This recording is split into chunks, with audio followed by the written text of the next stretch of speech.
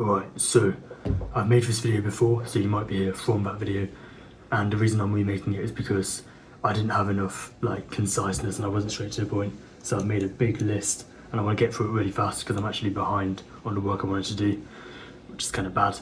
But I got this 5 gig and then I've been doing that instead of doing the stuff which I had planned, so now I'm behind and then trying to catch up. So I'll be as fast as possible. Progressive overload is the first point. So story of Milo is my note, and I said this last time. There was this little boy, he carried a cow up and down a hill every day until the cow grew into a full cow and he could apparently carry the full cow. Probably not a true story, but it describes the principle of progressive overload. And yeah, basically if you make gradual improvements, that's how you get stronger, and your brain works the same way, so your brain also gets stronger through gradual improvements.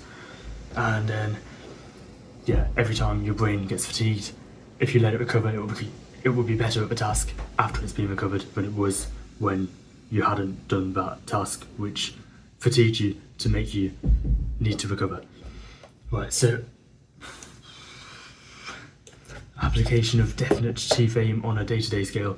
I actually read this book called The Laws of Success by Napoleon Hill not that long ago, and one of the lessons in it was a definite chief aim. If you have one singular purpose, then you basically need to, and then that will help you get to it, of course.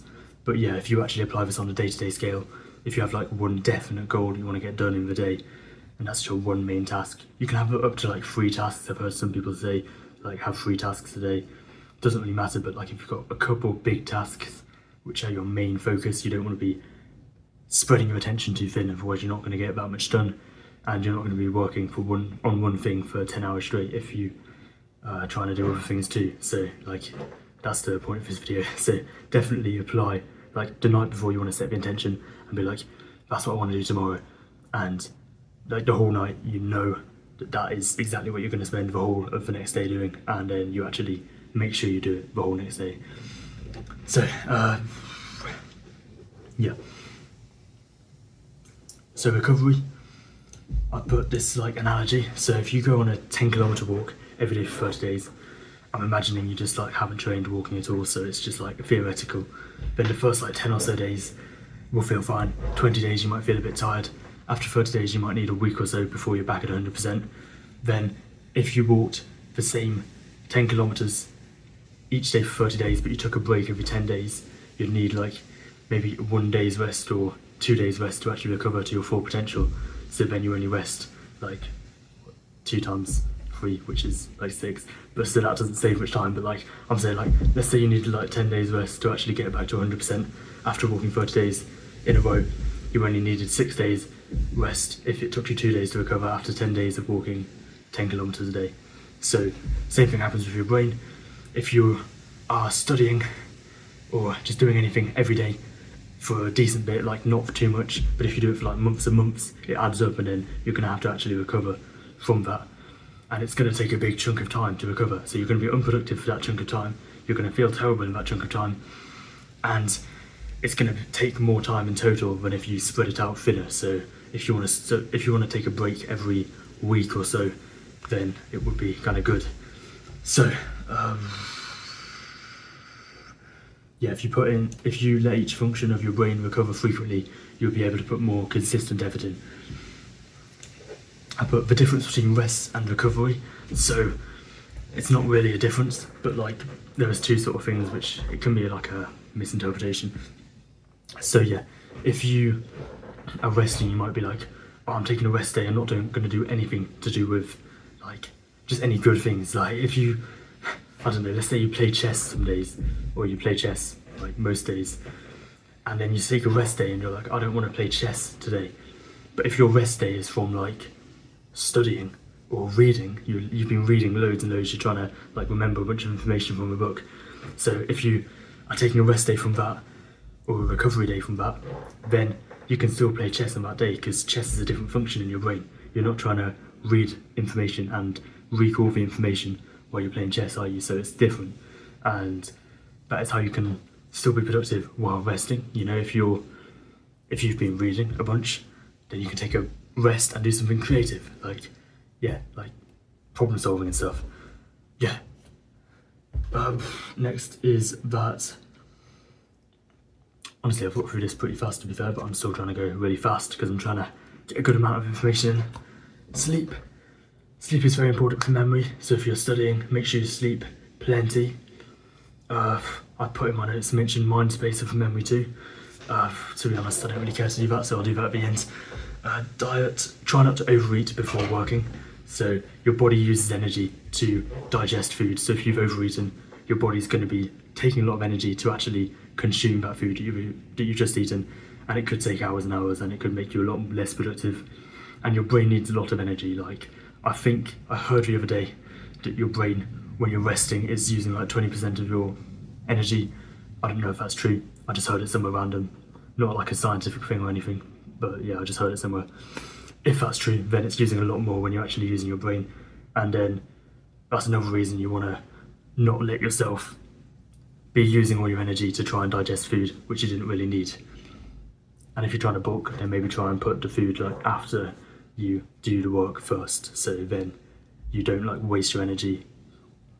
You don't waste the energy that you're trying to put to do the task. Instead, you waste the energy you're trying to like sleep with or something, because then that's going to be more productive for you. So, how to stay organised enough to free space for a day and not get behind. So if you want to spend a whole day doing one thing, you also got to be productive and you've got to not get behind. So I've just put using to-do lists. And yeah, if you want to actually plan your life effectively, use to-do lists. To-do lists like everything out in order, and you can change around the order of it. I use Notion. Now, I actually stopped doing this properly a bit ago. I just decided to put all my daily tasks into a separate thing where I can tick them off. I didn't do any of those tasks because, to be honest, when they weren't on my to-do list, I just didn't get around to them. I spent the whole time doing the ones on the today column. If you set a time span for something, it will easily expand to the time span. So if you have a few tasks and you put them in your to-do list, they'll easily expand to the whole day if you let them. So you want to have your daily tasks also in your to-do list, the ones which are just like less important, but you're going to have to do them every day. Otherwise you probably won't do them, or I won't at least. So if you're like me, you won't do them. But yeah, how to build the discipline to actually follow the advice that I've given you today. So, or just the advice that you create yourself or hear from other people. How to create discipline.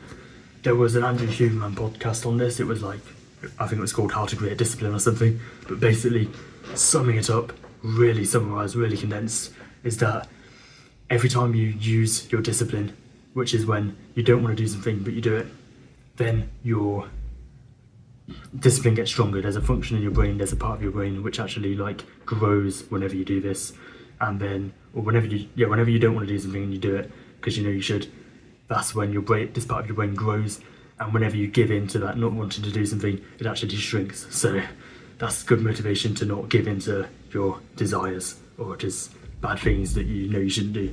Just like know that you're getting weaker by doing that. So yeah, that's the summary of that. And how to decide if you need to work 10 hours. So yeah, a lot of the time you don't actually need to work 10 hours. So if you are just doing a practice paper or something for school, I'm trying to be really niche down on school, by the way, because right now I'm trying to promote mindspacer, which is a revision platform I made. But to be honest, I don't know how much I'm going to be promoting it. I might be trying to find something else to do, I don't know. But I won't talk about that now.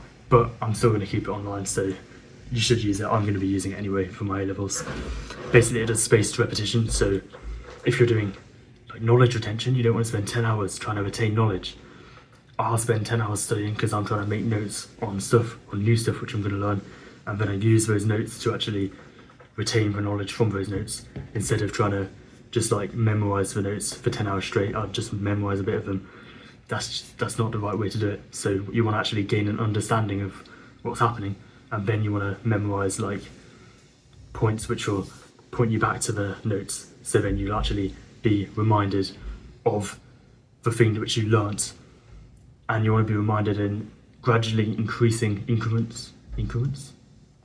increasing intervals. So the first day you want to like review it, then the next day, and then like 2 days later, then 4 days later, then 8 days later.